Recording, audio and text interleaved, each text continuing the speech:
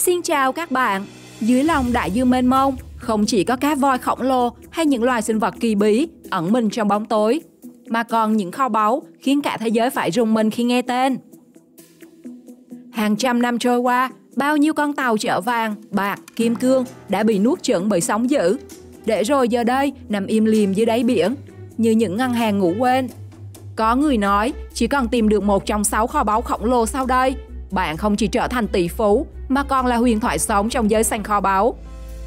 Và thực hư như thế nào về những kho báu này? Các bạn hãy cùng Thế giới hôm nay khám phá 6 kho báu khủng nhất đang nằm dưới đại dương nhé!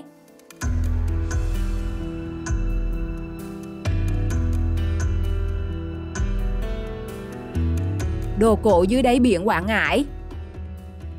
Nếu hỏi ở Việt Nam, vùng biển nào giúp người dân dễ đổi đời nhất, thì câu trả lời có lẽ là Quảng Ngãi.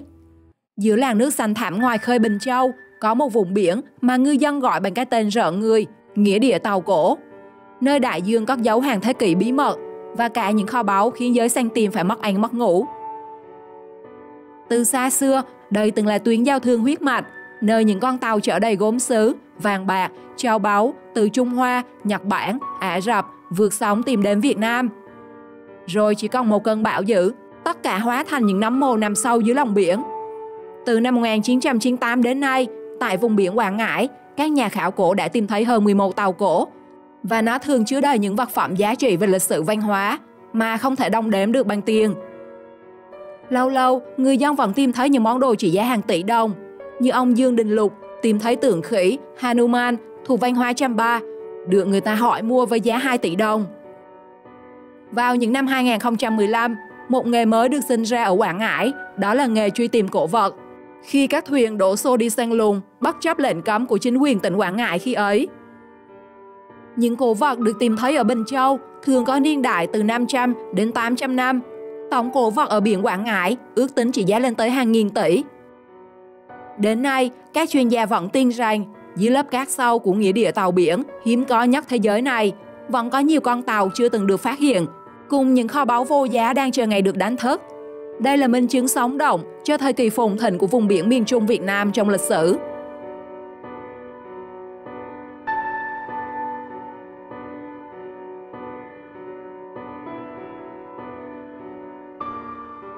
Tàu San Jose. Tàu San Jose được mệnh danh là chén thánh của các con tàu đắm, một trong những kho báu dưới đáy biển giá trị nhất lịch sử nhân loại. Con tàu chiến của Tây Ban Nha này bị Hải quân Anh đánh chìm năm 1708 gần bờ biển Cartagena của Colombia khi đang chở hàng nghìn thỏi vàng, bạc và ngọc quý từ Nam Mỹ trở về châu Âu. Tổng giá trị kho báu ước tính lên đến hơn 20 tỷ đô, khiến nó trở thành mục tiêu săn tìm suốt hàng trăm năm. Năm 2015, San Jose được phát hiện ở độ sâu khoảng 600 mét nhờ robot lặn điều khiển từ xa. Những hình ảnh đầu tiên về kho báu lấp lánh trong bóng tối biển sâu đã được lộ ra. Tuy nhiên, vị trí chính xác của nó đến nay vẫn là bí mật quốc gia. Xung quanh San Jose là hàng loạt bí ẩn và cuộc chiến pháp lý để tranh giành quyền khai quật giữa chính phủ Colombia, Tây Ban Nha và các công ty khai thác tư nhân, thậm chí cả đại diện người bản địa, tất cả đều tuyên bố quyền sở hữu kho báu.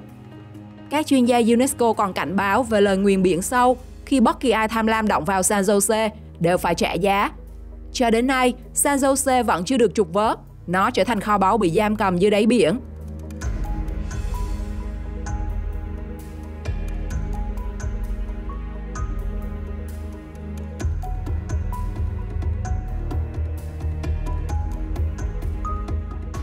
Kho báu Merchant Royal. Merchant Royal là một con tàu buôn huyền thoại của Anh, được mệnh danh là El Dorado bị mất của đại dương, là một trong những kho báu bị chôn vùi lớn nhất trong lịch sử nhân loại. Năm 1641, khi đang trên hành trình từ Tây Ban Nha trở về Anh, con tàu chở theo 100.000 đồng tiền vàng, 400 thỏi bạc và hàng chục rương châu báu. Tổng giá trị ước tính lên đến 1,5 tỷ đô theo giá hiện nay. Tuy nhiên, một cơn bão dữ đã nhấn chìm Merchant Royal ngoài khơi Cornwall, chỉ cách đích đến chưa đầy một ngày hành trình. Trong hơn 380 năm, hàng trăm thợ lặn, nhà thám hiểm và cả các công ty công nghệ biển đã săn tìm dấu vết của nó, nhưng tất cả đều thất bại. Đến nay, vị trí chính xác của con tàu vẫn là bí ẩn lớn, dù nhiều mảnh kim loại và đồng xu cổ được tìm thấy xung quanh vùng biển này. khiến giới chuyên gia tin rằng họ đang tiến rất gần kho báu, song vẫn chưa ai thật sự tìm thấy.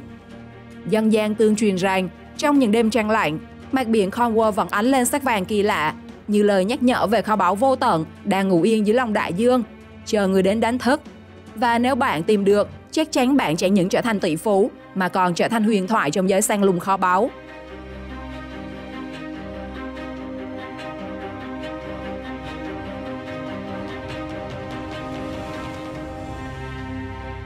Tàu Fleur de la Mer. Con tàu Fleur de la Mer là một trong những huyền thoại kho báu khét tiếng nhất thế giới, gắn liền với thời kỳ hoàng kim của đế quốc Bồ Đào Nha. Được hạ thủy năm 1502, Fleur de la Mer là một chiến thuyền khổng lồ, từng tham gia nhiều cuộc viễn chinh tại Ấn Độ Dương. Năm 1511, sau khi Bồ Đào Nha chiếm được Malacca, một trung tâm thương mại sầm uất bậc nhất châu Âu, con tàu này được giao nhiệm vụ chở toàn bộ vàng bạc, châu báu và chiến lợi phẩm thu được từ thành phố giàu có ấy về châu Âu. Thế nhưng định mệnh nghiệt ngã ập đến. Trên đường trở về, Fleur de la Mer bị bão lớn nhấn chìm ngoài khơi Sumatra, mang theo toàn bộ kho báu khổng lồ, được ước tính có giá trị 2 tỷ đô la Mỹ ngày nay. Nhiều thế kỷ trôi qua, vô số đoàn thám hiểm đã nỗ lực tìm kiếm, nhưng chưa ai xác định được vị trí xác tàu.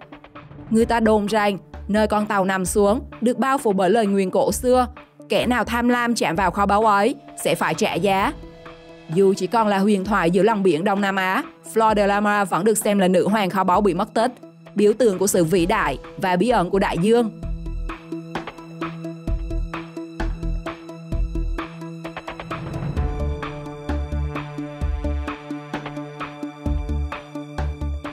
Kho báu vàng của Klondike. Con tàu SS Islander được xem là chiếc rừng vàng di động của Klondike, mang theo một trong những kho báu lớn nhất từng bị chôn vùi dưới đáy biển Bắc Mỹ. Được hạ thủy năm 1888, SS Islander là con tàu sang trọng bậc nhất thời bấy giờ, chuyên chở hành khách và hàng hóa từ Alaska đến Vancouver. Nhưng chuyến hải trình định mệnh vào đêm 14 tháng 8 năm 1901 đã biến nó trở thành huyền thoại. Khi đang rời cảng Skyway, con tàu bất ngờ va phải tảng băng ngầm và chìm chỉ trong 20 phút, mang theo trên 100 hành khách cùng hơn 10 tấn vàng Klondike trị giá hàng tỷ đô la ngày nay. Kể từ đó, SS Islander trở thành nỗi ám ảnh của giới săn kho báu. Hàng chục đoàn thám hiểm đã tìm kiếm suốt hơn một thế kỷ, từ thợ lặn nghiệp dư đến công ty công nghệ biển hiện đại, nhưng chỉ thu được vài mảnh vỡ thân tàu và một số đồng xu rải rác. Năm 2012, một nhóm khảo cổ tuyên bố đã phát hiện xác tàu ở độ sâu hơn 300 mét ngoài khơi Alaska, nhưng khoang chứa vàng thì trống trơn. Có giả thuyết cho rằng thợ lặn bí ẩn đã lấy hết vàng trước khi chính phủ can thiệp. Có nhiều con tàu chở vàng từ mỏ Klondike bị chìm đã được tìm thấy. Tuy nhiên, con tàu SS Islander vẫn là một bí ẩn vì nó có giá trị lớn nhất. Người ta tin rằng nó vẫn chưa được khai quật tìm thấy. Có người thì cho rằng nó đã được tìm thấy nhưng không bao giờ muốn công bố. Còn bạn nghĩ sao?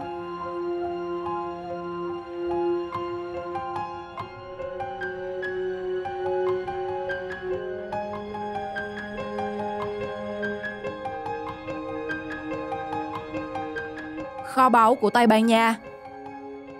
Nuestra Senora de Atocha là một trong những con tàu chìm nổi tiếng nhất trong lịch sử hàng hải. Vào năm 1622, con tàu này được giao nhiệm vụ chở một khối lượng hàng hóa khổng lồ, phần lớn là chiến lợi phẩm cướp được từ các quốc gia như Colombia, Peru, Mexico và Venezuela trở về Tây Ban Nha. Trong khi tàu đang di chuyển trên biển, một cơn bão dữ dội bất ngờ ập đến, khiến tàu Atocha cùng nhiều tàu khác bị đánh chìm ngoài khơi, cách vùng biển Florida khoảng 70 dặm về phía tây, cùng toàn bộ 260 người trên tàu và khối tài sản trị giá hơn 1,1 tỷ đô. Trong hơn 350 năm, xác tàu Atocha tồn tại như một huyền thoại trong giới săn kho báu. Cho đến năm 1985, sau 16 năm tìm kiếm, Mel Fisher, một thợ lặn và nhà thám hiểm người Mỹ, cuối cùng đã phát hiện ra xác tàu cùng khối châu báu, gồm 32 kg ngọc lục bảo Colombia, 180.000 đồng bạc, 24 tấn bạc Bolivia, 125 thanh vàng và bộ sưu tập ngọc trai Venezuela. Trong đó có 3 món trang sức gần như vẫn còn hoàn hảo, gồm quả cầu hoàng gia, nhẫn Atocha và cái thánh giá Atocha. Tàu Atocha được phát hiện đã dẫn đến vụ tranh chấp quyền sở hữu con tàu kéo dài suốt 8 năm, từ năm 1984 đến năm 1992, giữa bang Florida và Mel Fisher.